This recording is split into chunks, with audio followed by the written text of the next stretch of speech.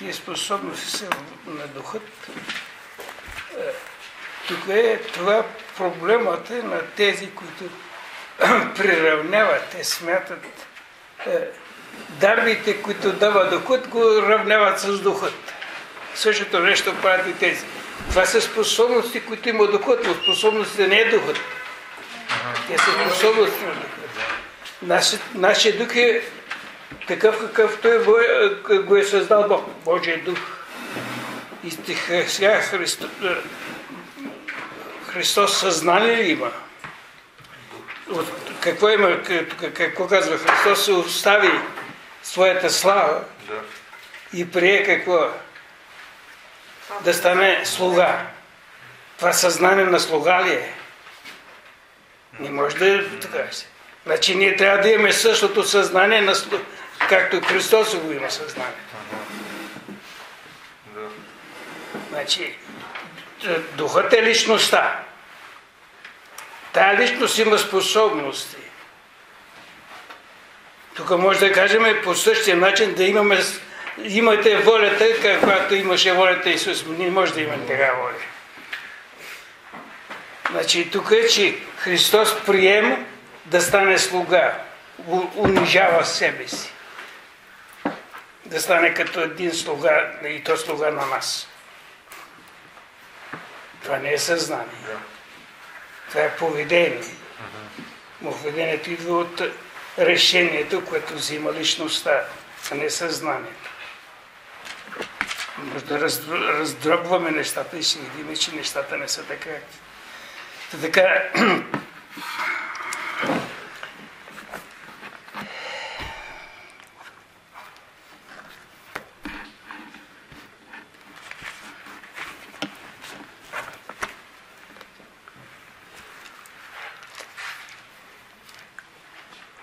готов ли си? Да, аз съм винаги готов.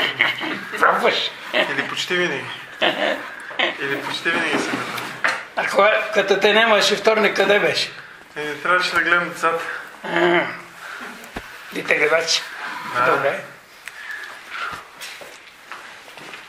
Къде ходиш като тази?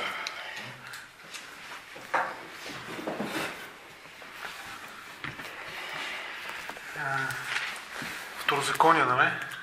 Второзакония днес ще разглеждаме. Кой въпрос? Петия въпрос. Урока, четвърти урок, петия въпрос. Добре. Не сме взимали нещо повече. Не сме, няма миналата... И във вторник взимахме нещо повече. Той ще ми го даде.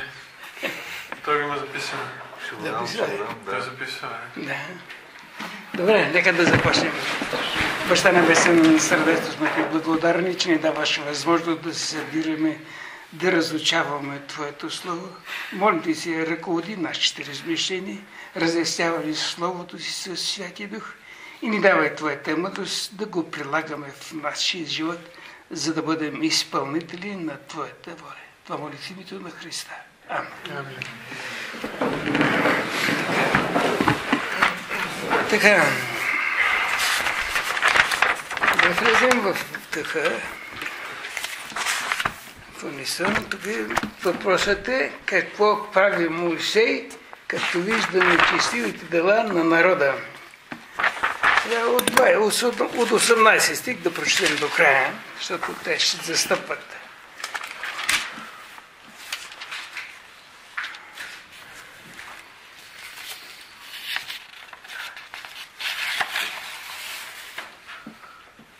После пак паднах пред Господа 40 дни и 40 нощи, хляб не ядох и вода не пих, заради всичките грехове, чрез които се грешихте, като извършихте зло пред Господа и го разгневихте. Защото се оплаших от гнева и яростта, с които Господ се беше разгневил на вас, да ви изтреби. Но и този път Господ ме послуша. Господ много се разгневи и на Аарон, когото щеше да погуби. Но аз тогава се помолих и за Аарон. И взех от вас това греховно нещо, телето, което бяхте направили, изгорих го с огън, щуках го и го стрих, докато стане сивно като прах, и хвърлих праха му в потока, който тече през планината. Също и Тавера, Маса и в Киброт Хатава разгневихте Господа. После, когато Господ ви изпрати от Кадеш Барни и рече: вървете напред, завладейте земята, която ви давам. Тогава вие не се покорихте на заповедта на Господа, вашия Бог, и не му повярвахте, нито послушахте гласа му. От първия ден, откакто ви познавам, вие сте били непокорни на Господа. И тъй лежах прострян пред Господа през онези 40 дни, 40 нощи, защото Господ възнамеряваше да ви изтреби. Молих се на Господа, като казвах: Господи Йова, не изтребвай народа си и наследството, което си изкупил с величието си и което си извел от Египет със силна ръка. Спомни слугите си Авраама, Исаак и Яков. Не се взирай в упорство, в упоритостта на този народ, нито в нечестието му, нито в греха му. Да не би да рекат жителите на земята, от която си ни извел, понеже Господ не можа да ги въведе в земята, която им бе обещал, и понеже ги мразеше, затова ги изведе да ги погуби в пустинята. А пък те са Твой народ и Твое наследство, който си извел с голямата си сила и с издигнатата си мишца. Така. И въпросът е: какво прави Моше, когато вижда нечестивите дела на народа? Ходатайства на молитва. Пости. Пости даже. Застъпва се. Как реагираме ние, като видим, че някой брат се грешава? Осъждаме го. Да. Има разлика, не?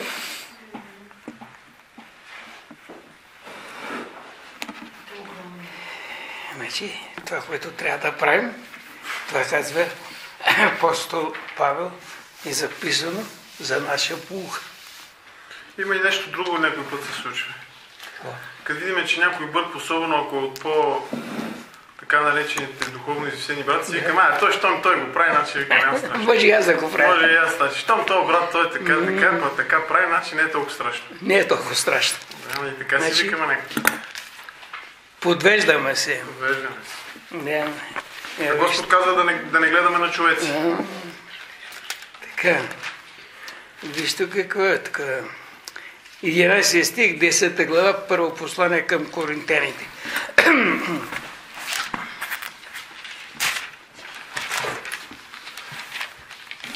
А всичко това им се случи от 10 глава, 11 стих. Точно така, първо послание. Всичко това им се случи за пример и се написа за поука на нас, върху които са стигнали последните времена.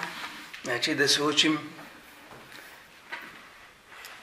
като видим, че се грешава, да се молим за него, не да го осъждаме. Защото Господ е съдията, ние не сме ни.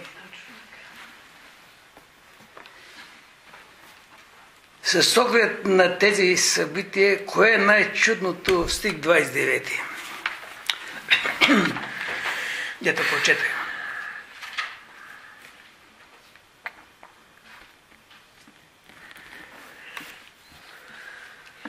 Да не би да речат жителите на земя. Това е най-чудното. Какво говорим от те? Това е, той иска за неговата слава, да неговото име да е над всичко, че той е силен, че той е всемогъщ, че той ги обича. Какво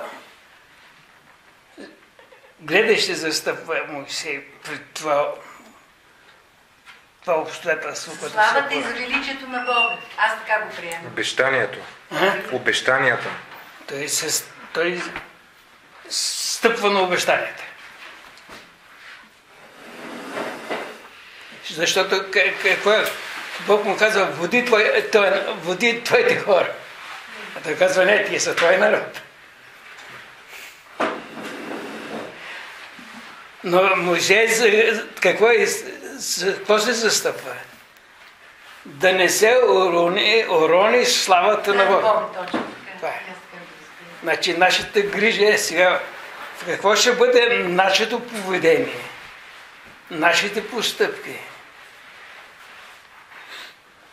Да не направим нещо, да затъмним славата на Бога. Той се грижи за нас. А Матея казва, като гледат добродетелните ви дела, да прославят вашия Отец. Значи и Христос се държи на това, славата на Бога. Защо? Ами Той ни създал за своя слава. Значи ние сме, ако вземем тези излъчвания, които дават тежките материи, еманации, излъчване, значи ние сме просто еманации, излъчване на Божията слава. И трябва да сме загрижени за тази слава. И това е именно заключителна част от молитвата на Моисей. Твоята слава. Ще кажат народите, че ти не можеш да ги въведеш. А ти можеш да ги въведеш.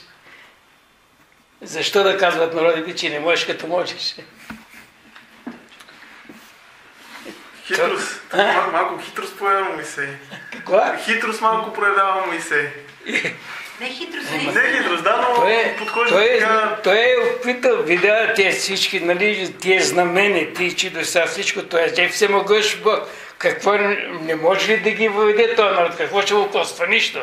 Както ги преведе през Червеното море, през очи и си ги изведе хората. Че какво не може ли да ги въведе там? Може да ги въведе. Сега. И Моисей застава на това, че той е всемогъщия Бог и може всичко. Защо? Да не ги въведе людите, за да казват другите народи, че не може. Той е загрижен за неговата слава. Да не... Това е. Обаче много интересно постъпи Господ. Хем не унищожи народа, хем не въведе тия, които се грешиха. Не ги унищожи, от Моисей да си направи народ, но хем не ги унищожи, хем тия, които се грешиха, не ги въведе. Не ги въведе. С един удар два зайка направи.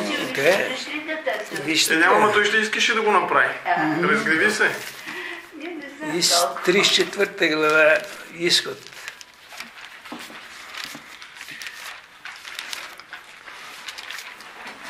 Бог не променя закона. Заради нас.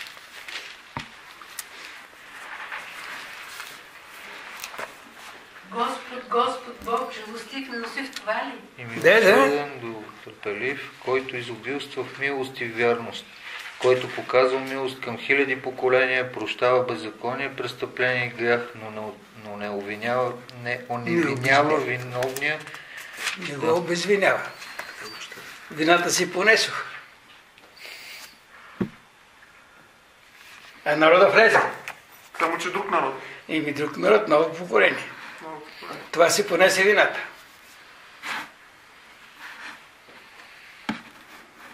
Заедно с тях и Арон и Моисей. Арон не влезна в земята. Не, нито Арон, нито Моисей. Освен двама души там. Халев и Исус. Други никой не влезе. И младежите. Младежите. Само младежите. Така, сега продължаваме нататък. Ако няма въпроси. 10 глава. Да прочетем.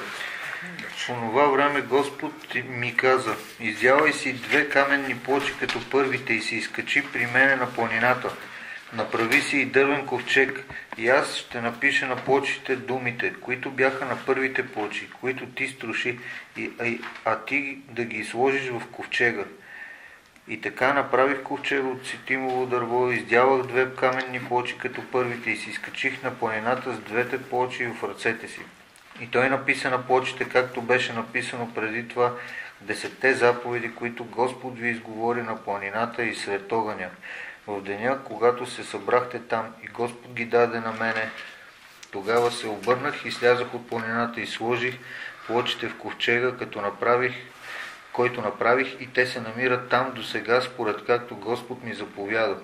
След това израиляните отпътуваха от кладенците на яканците до Мосера. Там умря Аарон и там беше погребан, а синът му Елеазар стана свещенослужител вместо него. Оттам отпътуваха до Гадгад и от Гадгад до Йотовата земя, богата с водни потоци. И в онова време Господ отдели Левиевото племе да носи ковчега за плочите на Господния завет, да стои пред Господа, за да му служи и да благославя в името му, както прави до днес. По тази причина левитите нямат дял или наследство между братите си. Господ им е наследство, според както Господ твоя Бог им се обеща. А аз преседях на планината, както първия път 40 дни и 40 нощи. И този път Господ ме послуша и склони да не те погуби. И тогава Господ ми каза: стани, предвождай този народ, за да влезе като притежател на земята, за която съм се клел на бащите му да я дам на него. А сега, Израилю, какво иска от тебе Господ, твоя Бог, освен да се боиш от Господа твоя Бог, да ходиш във всичките му пътища, да го обичаш, да служиш на Господа твоя Бог с цялото си сърце и с цялата си душа, за да пазиш заповедите на Господа и наредбите му, които днес ти давам за твое добро. Ето небето и на небесата, земята и всичко, което е на нея, принадлежи на Господа твоя Бог. Обаче само бащите ти предпочете Господ и ги възлюби, и измежду всички племена избра вас, потомството им след тях, както виждате и днес. Така, да, така. И сега, ние прочетахме Моисеевата застъпническа молитва от 25 до 29 стих и въпросът е: отбележете фразите, които разкриват настоятелността и личният характер на молитвата.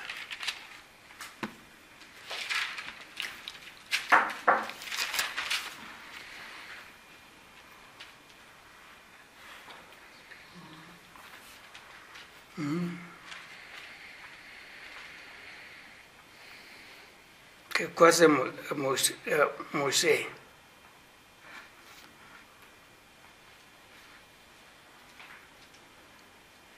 Тя е лична молитва. Той се моли. Аз се застъпих се.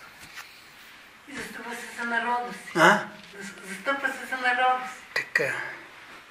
Това е богословите наричат ходатайствена молитва. Ходатайство е за другите, не за себе си. Моли се за другите.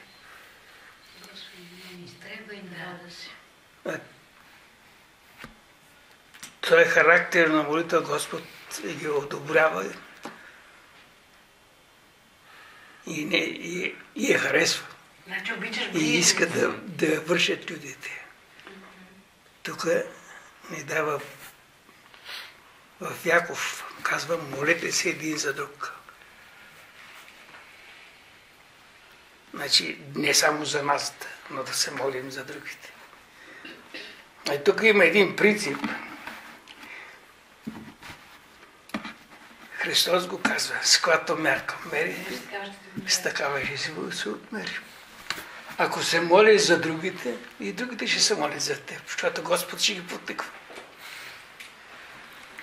Ако искаш здравето на другите, на теб Господ ще дава здраве. Ако искаш те да са добре духовно, Господ ще се грижи за ти да си добре духовно. Това е принципът, който Христос казва: с която мярка мериш, с такава ще ти се отмери. Съгласна ли с принципа на Господ? Живот за живот, живот за живот, любов за любов. Това е. Ако искаш да те обичат, трябва да обичаш другите. Ние искаме да проявяват любов към нас, само ние да не проявяваме. Няма да стане. Защото Господ си спазва принцип. С която мерка мериш, с такава ще ти се отмери. Може ли да попитам да кажа? Пастор Димитър, Бог всякакви предвидни пречки, не пречки, всякакви случаи, които могат да се предвидят, това е и както ковчега, нали? Ковчега. Бог си грижи за закона си. Да. Както отдели и цяло племе, за да се грижи за... Това е. Това е в светостта все пак, принцип, както светостта, да бъдеш отделен, както цялото евреите бяха такова поколение. Да. И сега иска сърцето... Ето, тук какво е 12 стих, не държите. А сега Израил, слушай какво иска Господ от тебе твоя, освен да ходиш по всичките му пътища.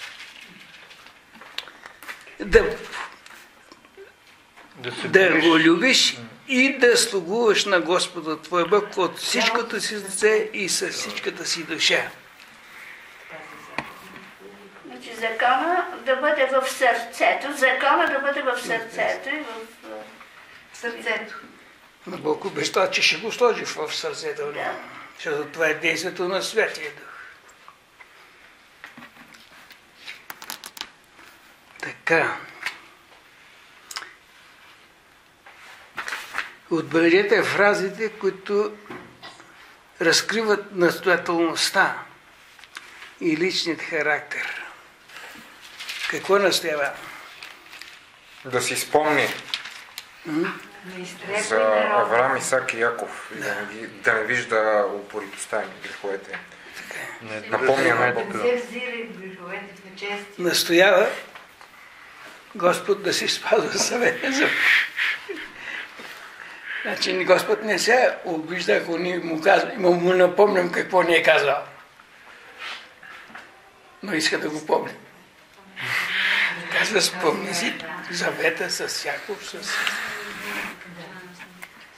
Ама ако не го знаем, не може да му кажем да го помня.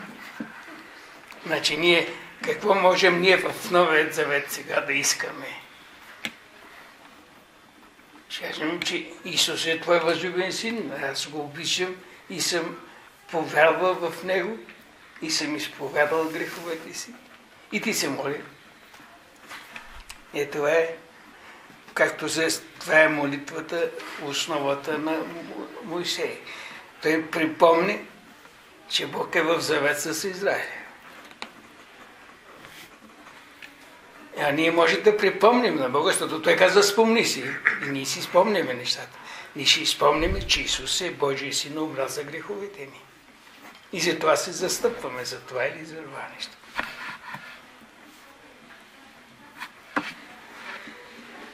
Така. Си спомни Господ, че обещава, че... Обещава, че като се спасиш ти, ще спасиш ти и целият ти дом. Той ще така обещава. И ние трябва да изискаме. Ние вярваме в това обещание и искаме. Целият дом. Целият дом да бъде спасен. Ти си казал, Господи. Така е. Да му припомним, да не забравим. Той няма да ни се разсърди.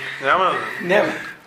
Целият дом да се спаси. Защото той от това, което ние казваме, Бог съди какво е в сърцето ни. Значи ние вярваме в Неговото обещание. Че ще го изпълни. И затова го искаме. Защото това е Неговото Слово. А Той изпълнява Словото си. Дава обещанията. Обещанията си, че ги изпълнява.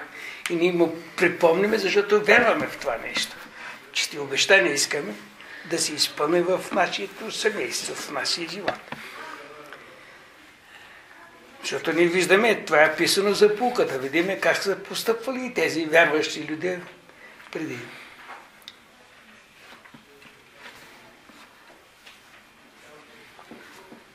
Какво тук припомне апостол Яков?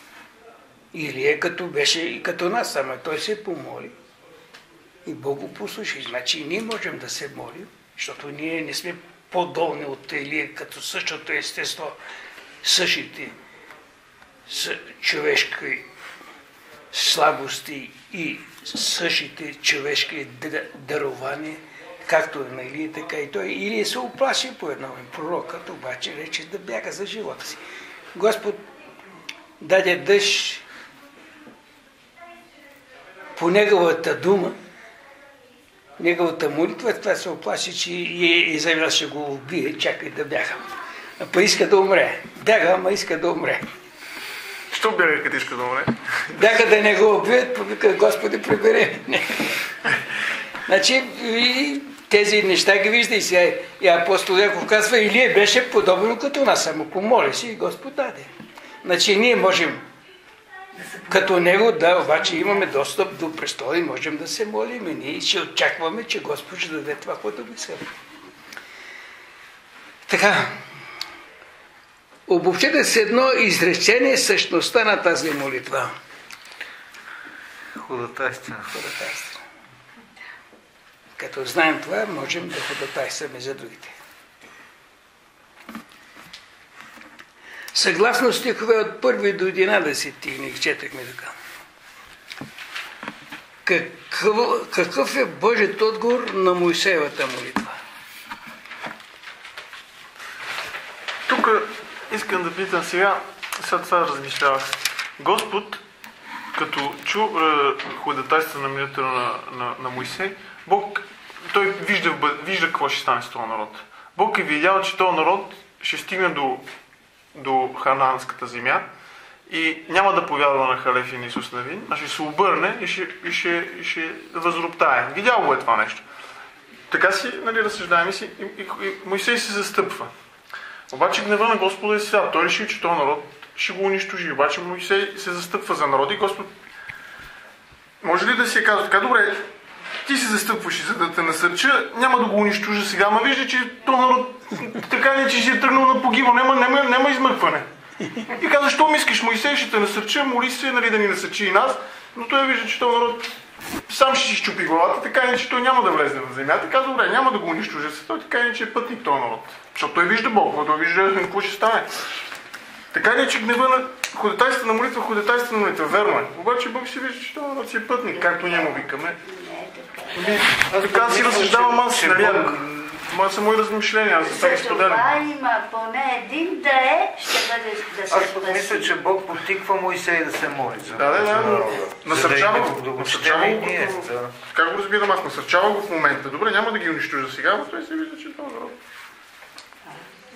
Така или иначе ще си... Не иска, че няма влезе в земята. Така или иначе този народ е тръгнал натам. Не вярва този народ. Сега ние... Явно има християни. Бог знае краят от началото. Точно това имам предвид. Че той вижда така или иначе този народ... Той го вижда, че това е положението. Трябва да се изявят себе си. Може да ги примахне.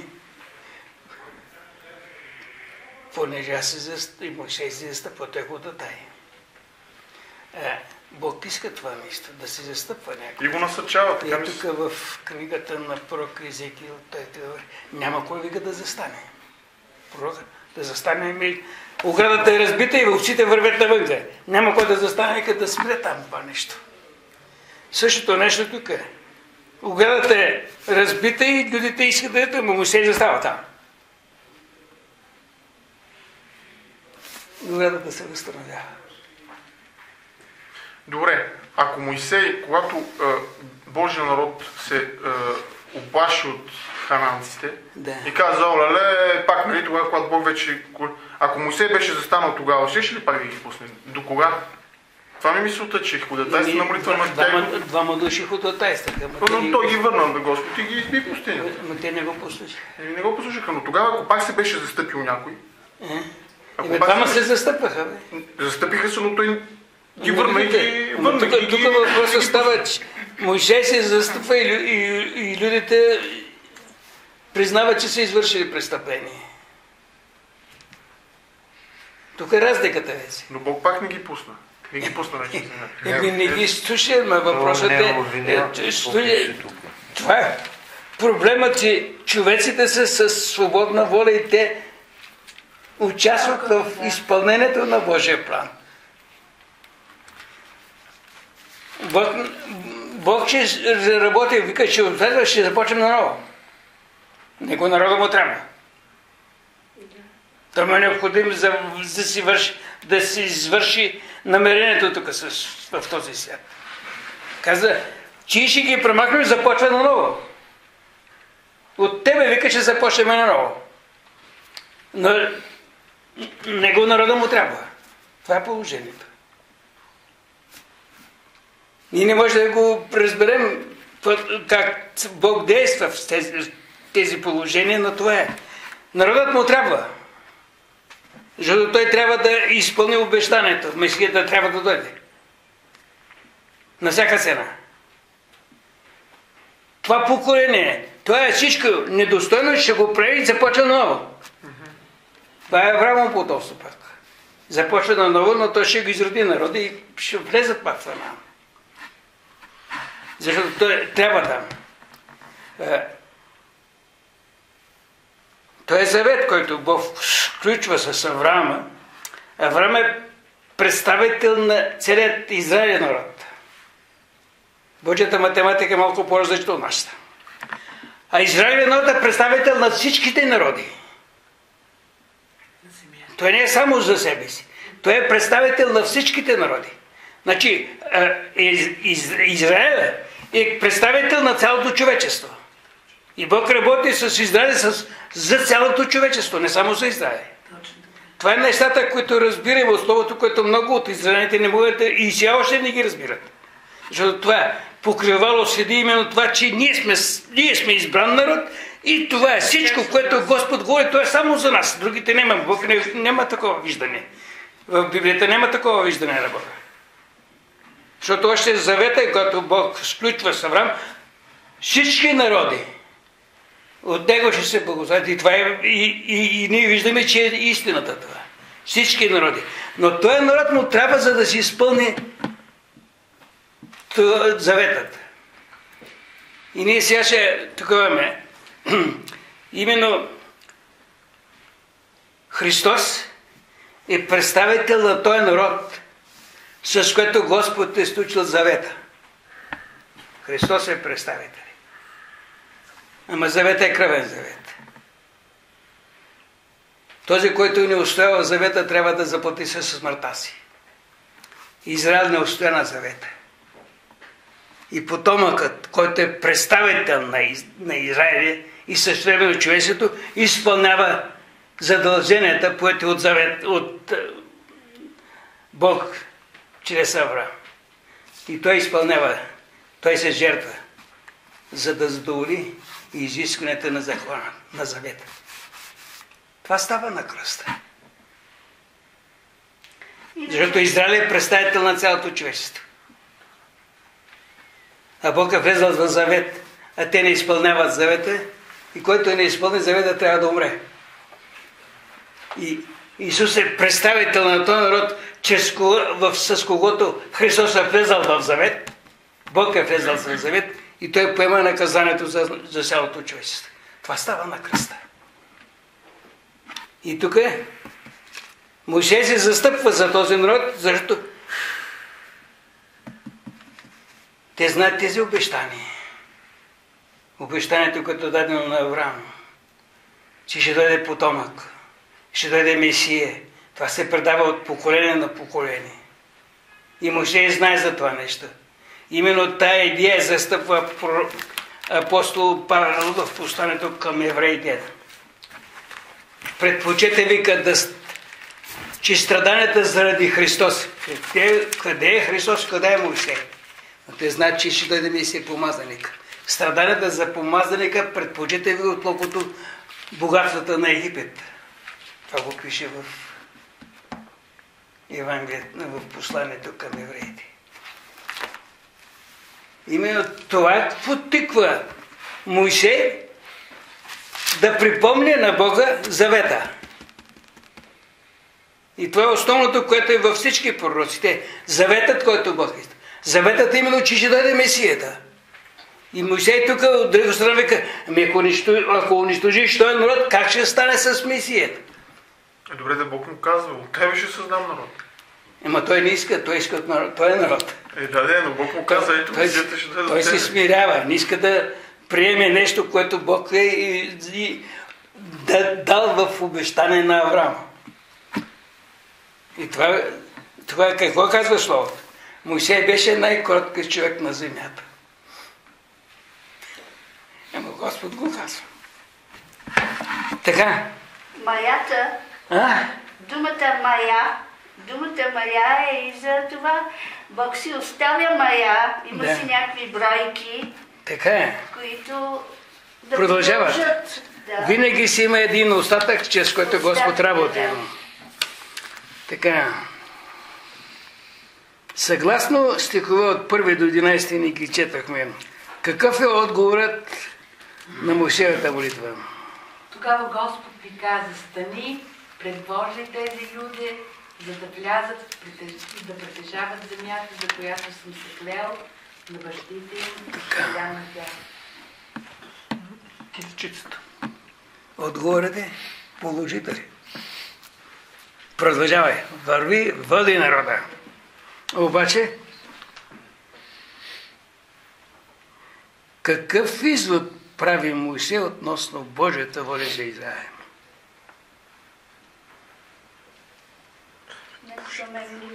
Непроменливо. Божията воля. Господ... Той какво иска от теб? Той какво иска вече?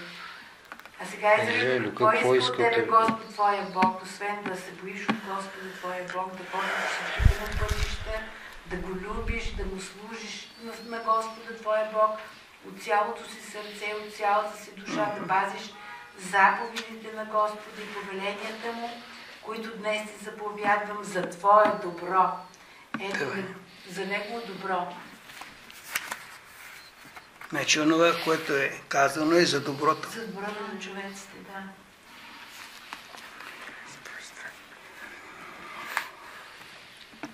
И тъй обрежете край кожето на сърцето си и не бъдете повече корабовратни. И тук 9-тия въпрос. Стигаме, трябва да правим едно сравнение. Сравнете 10 глава от 12 до 13 стиха. С 6 глава, 4 до 8 стих.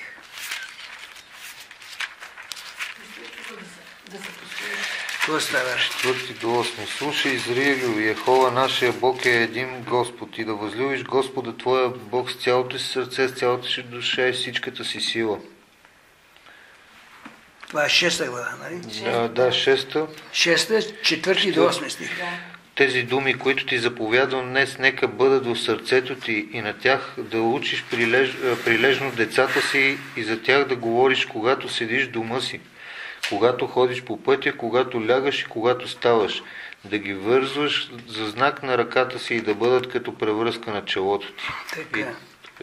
И сега 12 и 13 стих, тази 10 глава. А сега, Израилю, какво иска от тебе Господ твоя Бог, освен да се боиш от Господа твоя Бог, да ходиш във всичките му пътища, да го обичаш и да служиш на Господа твоя Бог с цялото си сърце и с цялата си душа, за да пазиш заповедите на Господа и наредбите му, които днес ти задавам за твое добро. Така. Същата работа. Същата работа казваме в други дни. Покриват се. Почти си еднак. Да. Значи това е което Господ изиска. Да се послушаме. И сега, за завършване на този час, какво ви подсказва, че стиховете от 12 до 22 имат вечна валидност? Обърнете особено внимание на 15-тия. Обаче, да ги прочетеме тези. Кои от 12-ти? А сега е... Да, 13 до края. От 13, за да пазиш заповедите на Господи и наредбите му, които днес ти давам за твое добро. Ето небето на небесата, земята и всичко, което е на нея, принадлежи на Господа твоя Бог. Обаче само бащите ти предпочете Господ и ги възлюби. И измежду всички племена избра вас потомството им след тях, както виждате днес. До края на 20. И така обрежете край крожето на сърцето си и не бъдете вече твърдоглави, защото Йехова вашия Бог е Бог на боговете и Господ на господарите, великият, мощният и страшният Бог, който не гледа на лице, нито приема дар, който отдава правото на сирачето, вдовицата и обича чужденеца, като му дава храна и облекло. И така, обичайте чужденеца, защото и вие сте били чужденци в египетската земя. От Господа твоя Бог да се боиш, на Него да служиш, към Него да бъдеш привързан и в Неговото име да се заклеваш. С Него трябва да се хвалиш и Той е твоя Бог, който извърши за тебе тези велики и страшни дела, които очите ти видяха. Бащите ти излязоха в Египет на брой 70 души, а сега Господ твоя Бог те направи многоброен като звездите на небето. Така. Какво е подсказва, че това, тези стихове, които прочитахме, особено 15 стих, че имат вечна валидност. Я прочитай 15. Обаче само бащите ти предпочита Господ и ги възлюби измежду всички племена избра вас, потомството им след тях, както виждате днес. Така. Че Бог ще изпълни Словото си. А? Че Бог изпълнява Словото си, каквото и да става. И сега е валидно. Обаче ние сме твърдоглави. А? Но ние сме твърдоглави.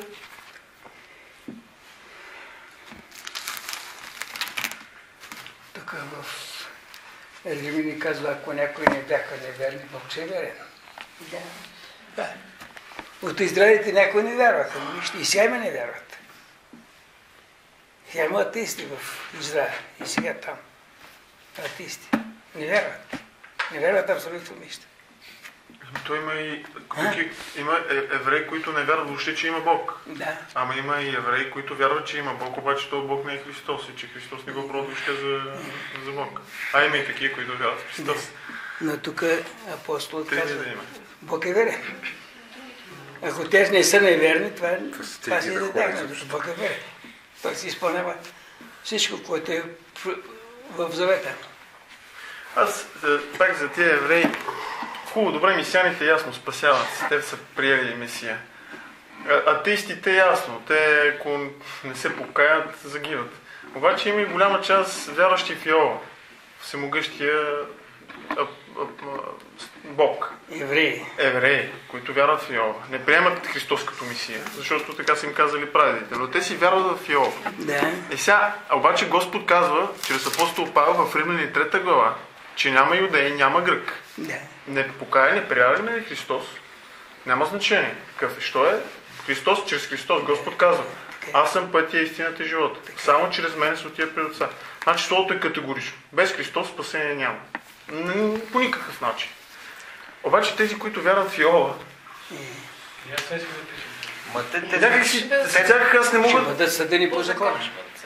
Значи погинали се, защото апостол Павел казва в Римляни, че по закон няма да се оправда нито един. Нема, Бог го казва, що не го мислиш, казва. закона по закона ще отговаря. Бог е казал какво ще стане с тия, които отговарят по закон. И нема в Значи няма спасение. Посланието към Римляните, 2 глава. Да, по закон. Които са по закон ще бъдат съдени. И по-нагоре казва, че със закон няма да се оправдава никой по закон. Но той не приема другото, той приема законът. Стрикно спазва закона, иска по закона. Господ казва, добре, ще бъде съден по закона. Но Господ е отсъдил вече какво ще стане по закона. Той не те лишава волята свобода. Искаш по закона, дай сега ще вървим по закона.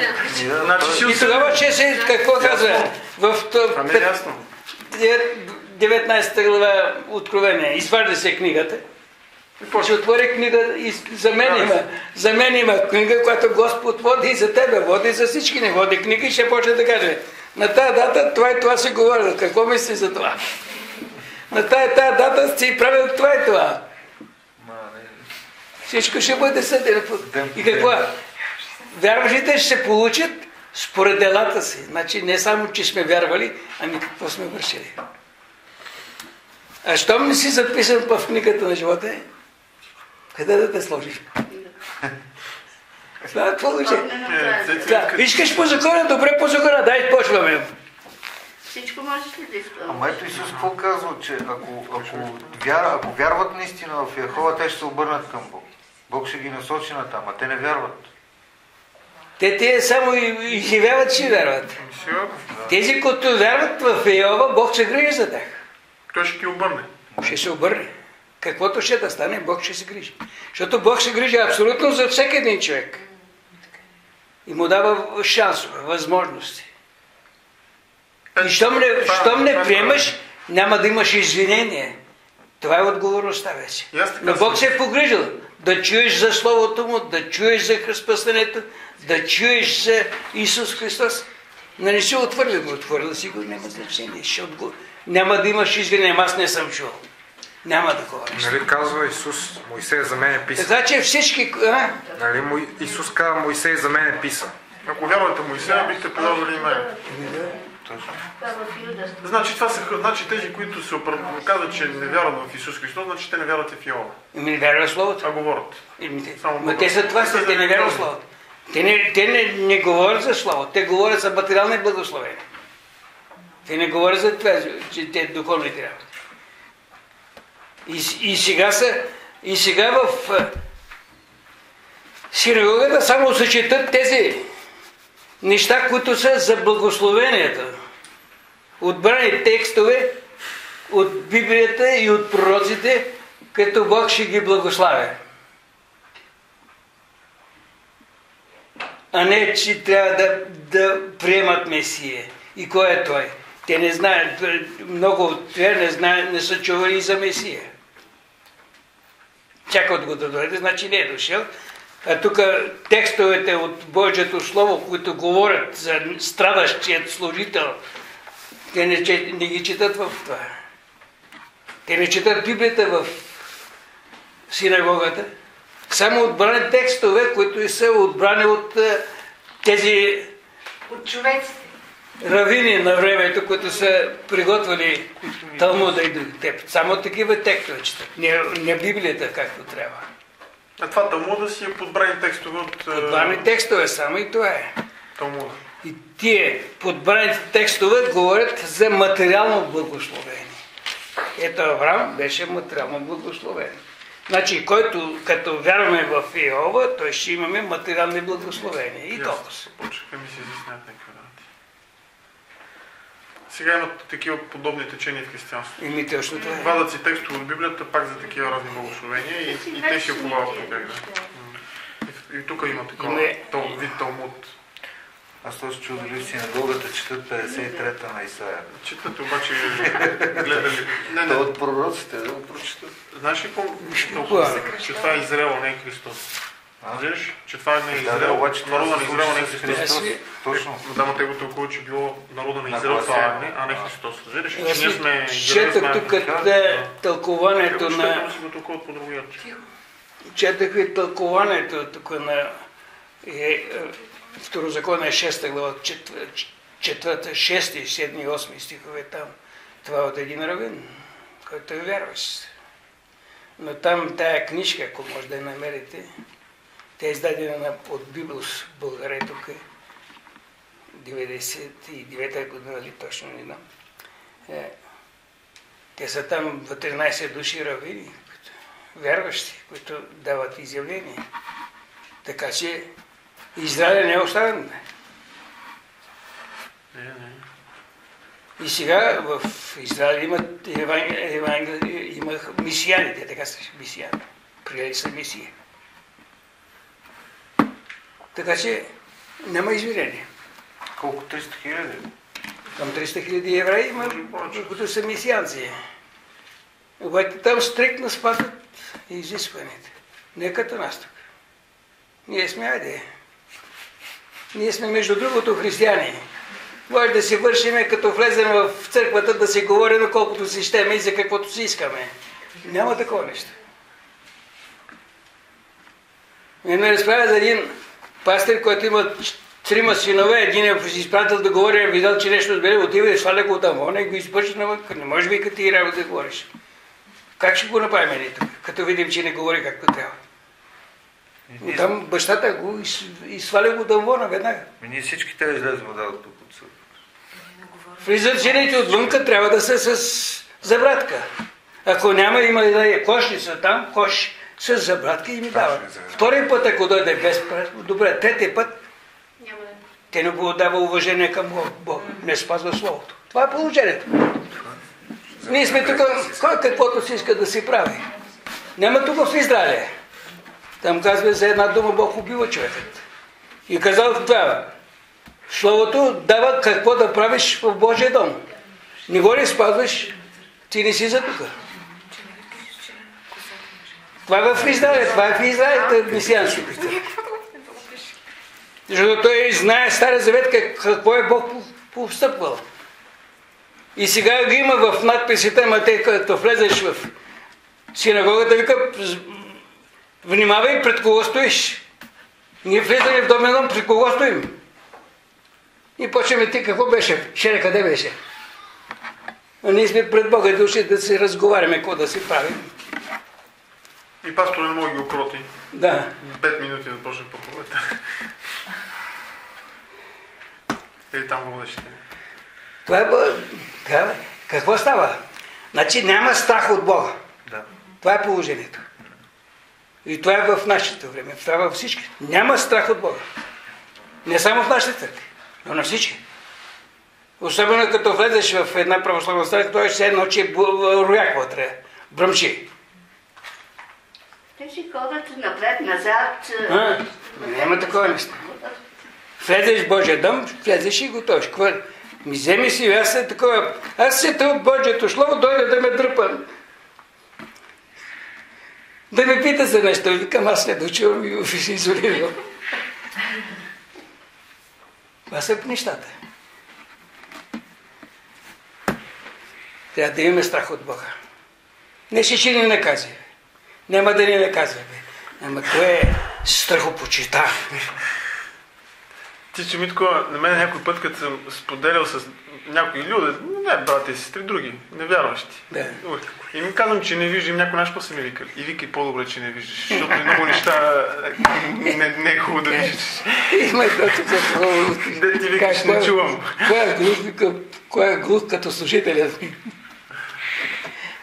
Това за Христос се отнася, разбира се. Той не дочува много работа. Защото, Чичо Митко, в градския транспорт такива неща се чуват, че ми се иска някой път да имам такива етапи да не чувам нищо, защото ми изимат мира. Това слушалката я няма в мене и си изваждам Новия Завет и си чета по какво се говорят, тук съм тяхна работа.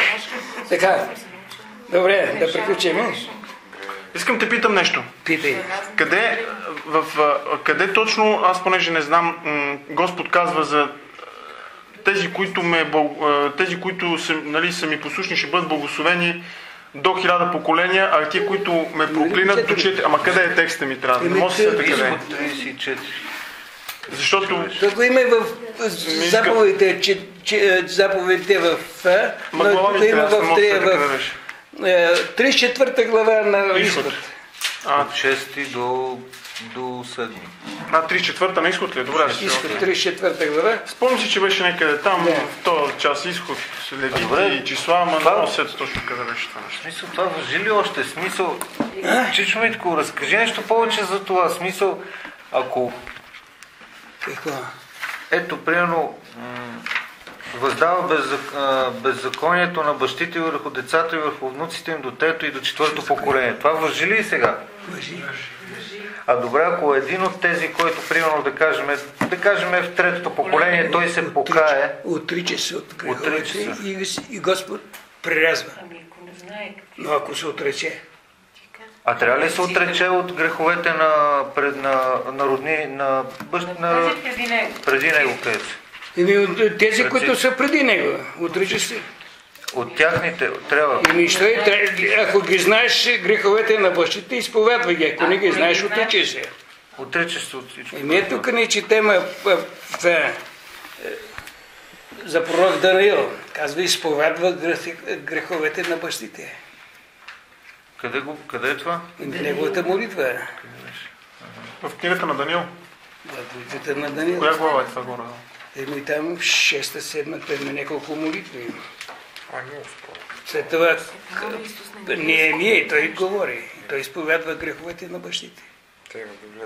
Ние поправили ли сме от тях? Бог казва за Даниил, че е правилен. Бог казва, че е правилен. Не тук.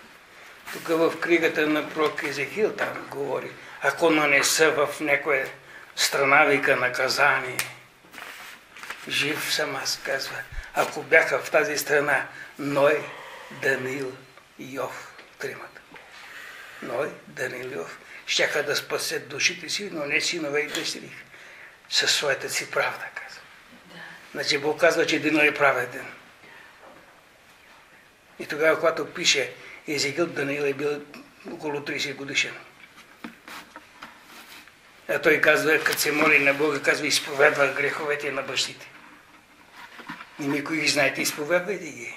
Ама като не ги знаеш, какво да правим? Ми казвам, отричам се. Искам да участвам в тези игри. Тая проклетие на грехът. Христос беше проклет за грехът. И защото ще носи тая проклетие, па ние сега. До трето, четвърто го отричаме се. Ние желаем. Вярваме, че Исус е умрял за грех. Ние си обичаме нашите родители. Ама защо да относим проклетията на грехът им? И затова се отричаме от тези грехове. За да бъдем свободни от тези наследствени грехове. И тогава Господ прекъсва линията. До тук. Тук в 18 глава на Езекил. Син ще умира за собствените си грехове, не за греховете на баща си. Това е 18. Така че Господ не прекъсва тази линия, но това ще въжи от това. Ако аз се гордея, че дядо ми е бил един турчин, какво ще стане? Тая кръв на турчина вика за отмъщение. И аз съм този наследник и тя ме преследва. И затова е вино, понеже в Израиля проляха много невинна кръв. Коя беше? Но всички тези, които принаха своите синове и дъщери на Молоха, те проливаха невинна кръв. Всички тези, които избиваха пророците, проливаха невинна кръв. Тая земя, казва се, ускъли, трябва да бъде очистена. И затова Господ изгори целия Иерусалим. Защото там беше пролята много кръв. Така че Словото ни дава примери, изяснявани, но той иска да имаме страхопочитание към този всемогъщ Бог. Той е наш баща. Грижи се за нас. Ама иска тук в Малахия знае, ако аз съм Господар, къде е страхът от мен? Та обвинява той целите Израел. Ако аз съм баща, да е почита? Де е почита? Ако аз съм Господар, де е страхът от това? Това е, което Бог апелира към нас. Той иска да се отнасяме не като земните си ни бащи, понеже ние не ги слушаме, често и не изпълняваме волята и не смятаме, че Бог е наш баща, значи по същия начин може да се държим и с Него. Това в Малахия 1 глава, последния пророк.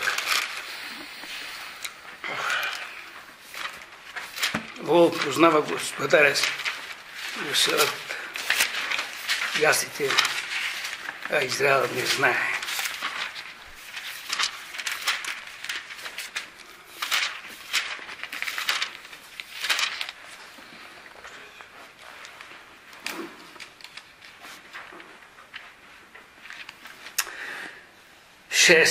Шести стих, 1 глава. Син почита баща си, слуга господаря си. Ако проче аз съм баща, де е почита към мене? И ако аз съм господар, де е страхът от мене?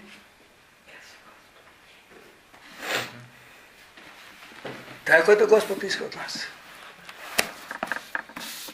Слушай, Израио, да възлюбиш Господа, да пазиш Словото му, повелението, наредбите, защото Той е Господарът.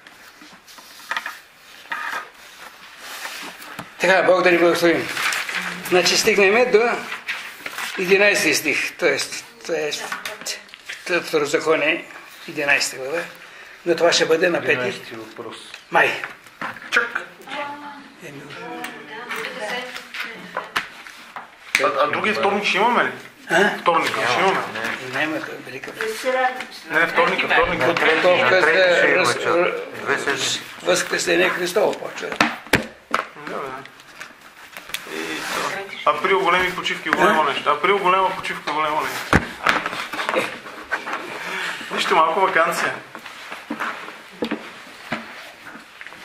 Изпълнете четенето. Днеска четохте ли от Божието Слово? Да. Ето бе, всеки ден. Ден и нощ. Ден и нощ. Всичко ми такова само хич Божието Слово да не бях чел като малко. Само притчи Соломонови бях прочел от бая бъди ще да се избави да го... Само притчи да бях прочел. Бая бели щях да отбегна. Бая бели щях да отбегна, бе. Той затова Господ иска да се възпитават от малки децата. Ще се пазят от грех. На едно събрание в Англия, Джипси Смит. Той е Джипси циганин, а Смит, той е евангелизатор. И с много народ там дават свидетелство, кой кога повярвал, какви берегли правил, какво е сторил, и бачо Господ проявил своята милост. И той накрая вика, много се радвам, вика, че Господ ви спасил и излекал от грехът. Аз имам, вика, за повече да благодаря. Бог ме е пазил от тези неща, аз съм повярвал от младеж. Когато повярвал и отишъл от баща, той повярвал, той от малък вярва и паде в друга. Аз тая дата на толкова време, толкова часа беше тая година, но той не знае нищо. И отива баща си и вика, кога съм роден аз? Циганите къде имат регистър за раждане? Ами вика, това е, те наши тук стари баби, потопене гръсти, вика. Какво вика? Но топене гръсти, когато есента събират конопа и го топят в това. Гръсти, значи тогава се родил дете. По есента. И баща му вика ми, нали си роден, вика, какво те интересува, кога си родил? И затова той казва, това вика са деца, които са пораснали, те са родени, вика, не знаят кога, ама са родени. Така, ще ли водиш ли? Господи, благодаря ти. Благодаря ти за чудесния ден. Благодаря ти, че си ни дал Словото, Господи. Че си ни дал учители, Господи. Че ни даваш знание, Господи. И най-вече, Господи, благодаря ти, че ни пълниш сърцата с любов, Господи. И давай ни, Господи, да предаваме любовта си и Твоите знания, и Твоите думи, Господи, в семействата си, Господи, в квартала, Господи, за целия народ, Господи, както Ти си пожелал това, Господи.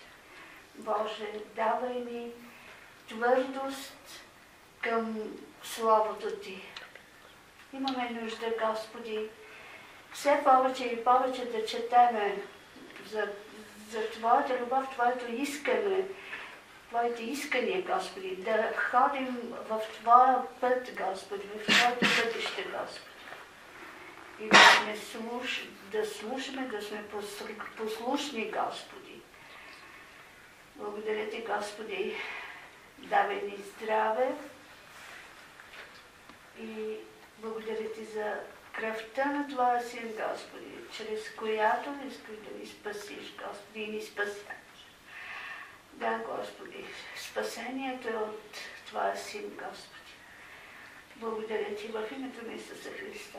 Амин. Амин.